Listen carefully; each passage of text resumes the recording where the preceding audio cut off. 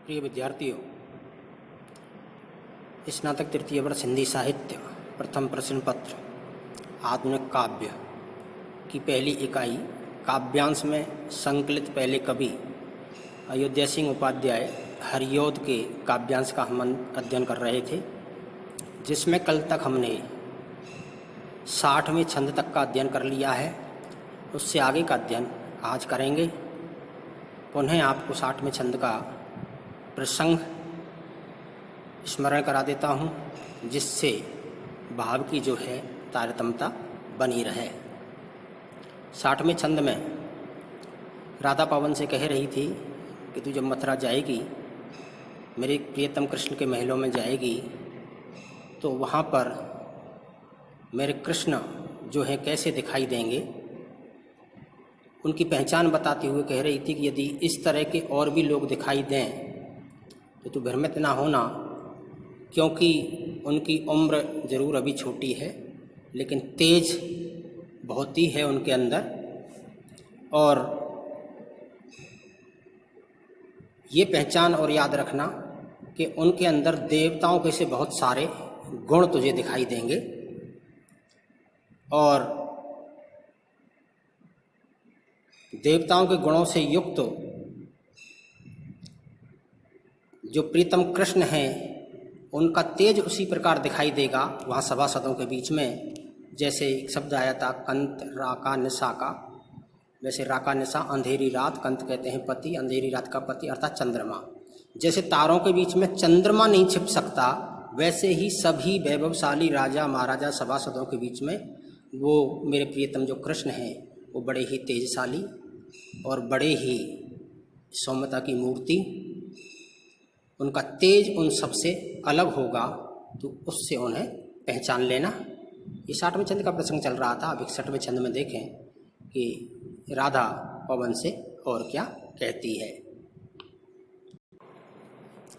यहाँ 61वां छंद आप स्क्रीन पर देख रहे हैं। बैठे होंगे जिस स्थल वहाँ भव्यता भूर होगी, सारे प्राणी बदन लखते प्यारे के साथ होंगे, पाते होंगे परम निधियाँ लूटते रत्न होंगे, होती होंगी हृदय तल की क्यारियाँ पुष्पतासी। देखिए, राधा अपने श्री कृष्ण प्रीतम श्री कृष्ण जहाँ होंगे वहाँ क्या क्या विशेषताएं, क्या क्या गुण देखने को मिलेंगे, पवन को समझाती हैं। कहती हैं बैठे होंगे जिस स्थान पर मेरे प्रियतम बैठे होंगे, विराजमान होंगे, स्थल यानी स्थान, वहाँ भव्यता भूर होगी।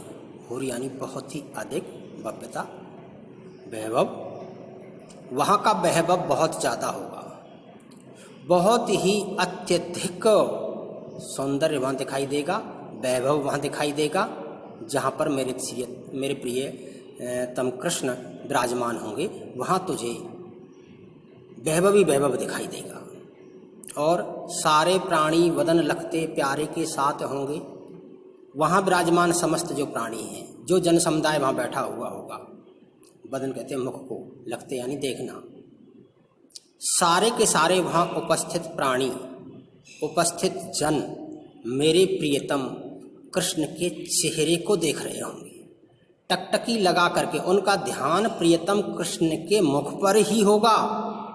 प्यारे के साथ होंगे, मेरे प्रियतम कृष्ण के साथ उनके चेहरे को देखते हुए सारे जन तुझे दिखाई देंगे, उधर ही देख रहे होंगे। और ऐसे उनके दर्शन करके, उनके चेहरे को देख करके, उनके वैभव को देख करके, उनके सौंदर्य को देख करके ऐसे लगेगा तुझे पाते होंगे परम निधियाँ लूटते रत्न होंगे। जैसे वहाँ पर निधि कहते हैं भंडार, परम अत्यंत बहुत ही ज़्यादा निधियाँ, धन के भंडार, लूटते रत्न होंगे। जिस तरह से धन के भंडार कहीं किसी को मिल जाए और उसमें से विभिन्न प्रकार के रत्न, विभिन्न प्रकार का धन लोग लूटते हों, वैसे ही प्रियतम के दरबार में जो लोग उनके चेहरे को, उनकी मुस्कुराहट को, उनके सौंदर्य को, उनको वैभव को टकटकी लगा करके देख रहे होंगे, तो तुझे ऐसा लगेगा जैसे वो परम सुख, परम निधि, परम रत्न, एक से एक बढ़कर के सुखों को, वैभव को वो लूटते हुए दिखाई देंगे तुझे। इतने प्रसन्न दिखाई देंगे, इतने खुश दिखाई देंगे जिसकी कोई सीमा नहीं है। पवन, वहाँ के दरबार का जो वैभव है ऐसा तुझे दिखाई देगा। और कैसा दिखाई देगा? होती होंगी हृदय तल की क्यारियाँ पुष्पतासी। देखिए, हृदय तल की क्यारियाँ, क्यारियाँ हालांकि खेत में होती हैं। जिस तरह से खेत की क्यारी पुष्पों से पुष्पित हों, वैसे ही वहाँ उपस्थित जन समुदाय के हृदय की क्यारियाँ पुष्पों से पुष्पित होंगी। अर्थात भाव क्या है कि उनका जो हृदय है, उपस्थित जन समुदाय का जो हृदय है, जो मन है, वो हृदय प्रसन्न होगा, खुश होगा, क्यारियों की तरह लहलहा रहा होगा। जिस तरह से क्यारियों में पुष्प खिलते हैं, वैसे ही सुख, शांति, वैभव से उनका मन लहलहा रहा होगा। हे राधा, ऐसा दृश्य तुझे वहाँ जा करके दिखाई देगा। ये 61वां छंद था। 62वां छंद देखें। बैठे होंगे निकट जितने शांत और शिष्ट होंगे, मर्यादा का प्रति पुरुष को ध्यान होगा बड़ा ही, कोई होगा न कह सकता बात दुर्वृत्तता की, पूरा पूरा प्रति हृदय में श्याम आतंक होगा। और पवन, तुझे क्या दिखाई देगा वहाँ पर? बैठे होंगे निकट जितने शांत और शिष्ट होंगे। मेरे प्रियतम के राज दरबार में उनके पास जितने भी लोग बैठे होंगे, वो सबके सब तुझे शांत दिखाई देंगे, शिष्ट दिखाई देंगे। शिष्ट यानी सदाचार से युक्त, शांति और सदाचार से युक्त बैठे हुए दिखाई देंगे। किसी के अंदर अशिष्टता नहीं होगी, किसी के अंदर अशांति का भाव नहीं होगा, कोई बेचैन नहीं होगा। बड़े ही शांत और सदाचार से वहाँ बैठे होंगे जितने भी राज दरबार में लोग होंगे। और मर्यादा का प्रति पुरुष को ध्यान होगा बड़ा ही। और वहाँ पर देखना पवन, वहाँ उपस्थित जन समुदाय, प्रति पुरुष, हर व्यक्ति किसका ध्यान रख रहा होगा? मर्यादा का प्रति पुरुष को ध्यान होगा। हरेक पुरुष, हरेक व्यक्ति, हरेक उपस्थित जन समुदाय वहाँ पर मर्यादा का पूरा ध्यान रख रहा होगा। यानी मर्यादाहीन नहीं होगा, मर्यादा को नहीं तोड़ रहा होगा, मर्यादा का पालन कर रहा होगा। ये तुझे वहाँ दिखाई देगा। कोई होगा न कह सकता बात दुर्वृत्तता की। दुर्वृत्तता कहते हैं बुरी, तर्कहीन, अशिष्टता।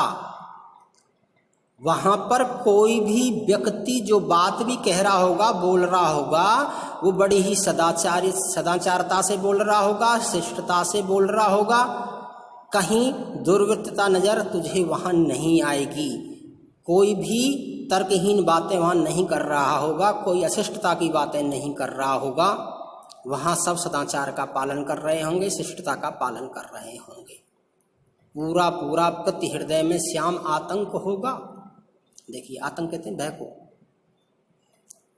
मेरे प्रियतम कृष्ण का तेज, उनका प्रताप, उनका वैभव ऐसा है पवन कि सभी लोगों के हृदय में श्याम का भय होगा, आतंक होगा, डर होगा कि कहीं कोई बुरी बात मुख से ना निकल जाए, कहीं अशोभनीय कृत्य उनसे ना हो जाए। इसलिए सब प्रियतम कृष्ण के तेज से, प्रताप से, बल से, वैभव से आतंकित तुझे दिखाई देंगे। ये 62वां छंद। अब 63वां छंद देखते हैं। 63वां छंद आप स्क्रीन पर देखें। प्यारे प्यारे वचन उनसे बोलते श्याम होंगे, फैली जाती हृदय तल में हर्ष की वेल होगी। देते होंगे प्रतित गुण वे देख सद दृष्टि द्वारा, लोहा को छू कलित कर से स्वर्ण होंगे बनाते। हे पवन, और तुझे क्या दिखाई देगा मेरे प्रियतम कृष्ण के दरबार में? प्यारे प्यारे वचन उनसे बोलते श्याम होंगे। मेरे प्रियतम कृष्ण बड़े ही प्रिय वचन बोल रहे होंगे, प्यारी प्यारी बातें कर रहे होंगे। और फैली जाती हृदय तल में हर्ष की बेल होगी। उन प्रिय वचनों को सुन करके, प्यारी प्यारी सुंदर बातों को सुन करके वहाँ उपस्थित जो जन समुदाय है, जो सभासद हैं, हृदय तल पहले भी आया है, हृदय रूपी तल में हर्ष यानी प्रसन्नता, बेल यानी बेल, लता बेल होगी। उन प्यारे प्यारे वचनों को, प्रिय वचनों को, प्यारे कथनों को सुन करके वहाँ उपस्थित जन समुदाय के हृदय में प्रसन्नता की, खुशी की लता फैली होगी, पताका फैली होगी।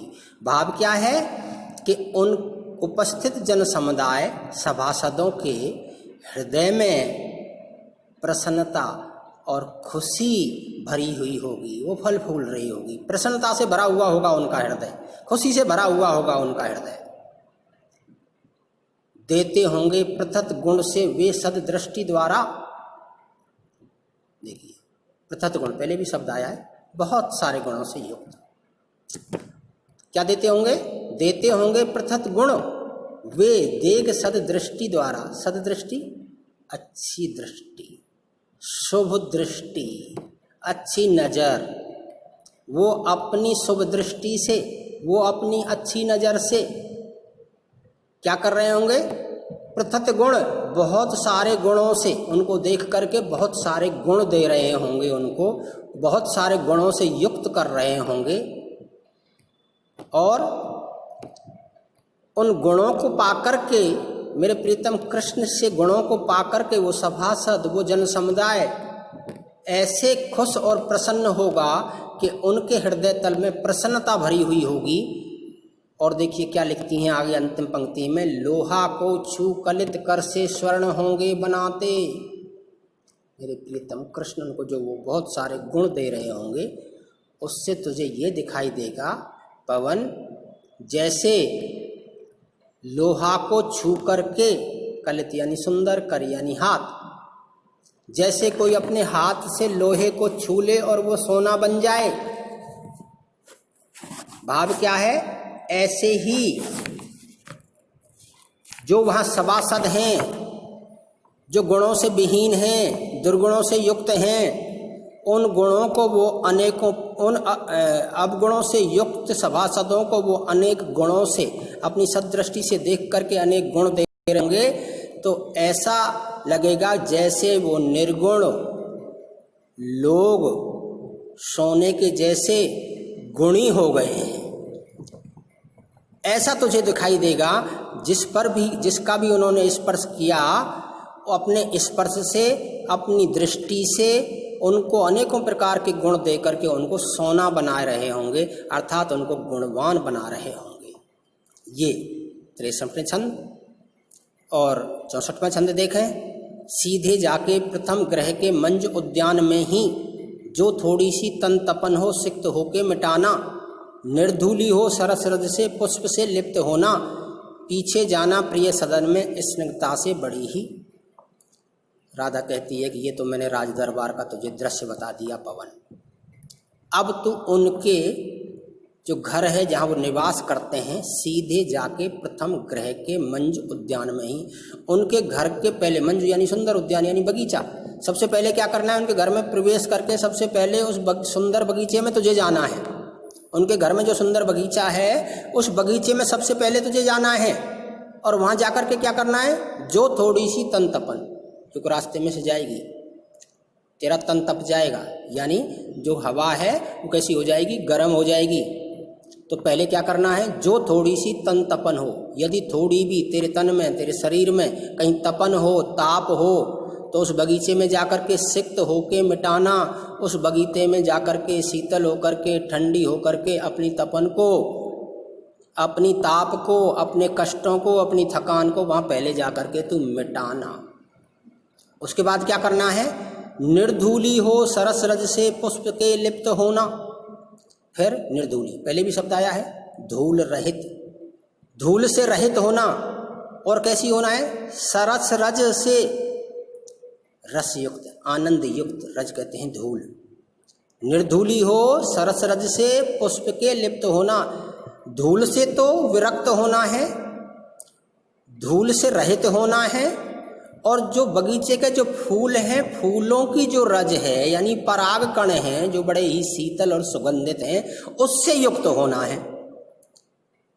निर्धूली हो सरस रज से पुष्प के लिप्त होना, निर्धूली होकर के, धूल रहित होकर के, पुष्पों की रज से, पुष्पों के पराग से सुगंधित और शीतल पुष्पों की रज से तुझे लिप्त होना है। और फिर बाद में कहाँ? पीछे जाना प्रिय सदन में।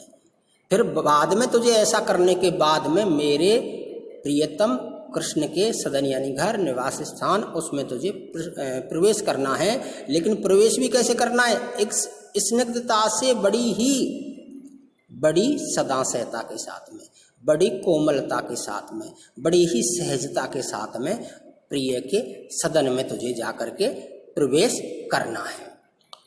ये राधा पवन को संदेश देती है कि हे पवन, कहीं किसी भी तरह की कोताही मत बरतना, जैसी हिदायत मैंने दी हैं उसका पालन करना, जो विशेषताएं मैंने बताई हैं मेरे प्रीतम कृष्ण की, उनसे उनको पहचानना, ये सारी चीज़ें तुझे वहाँ जा कर के मिलेंगी।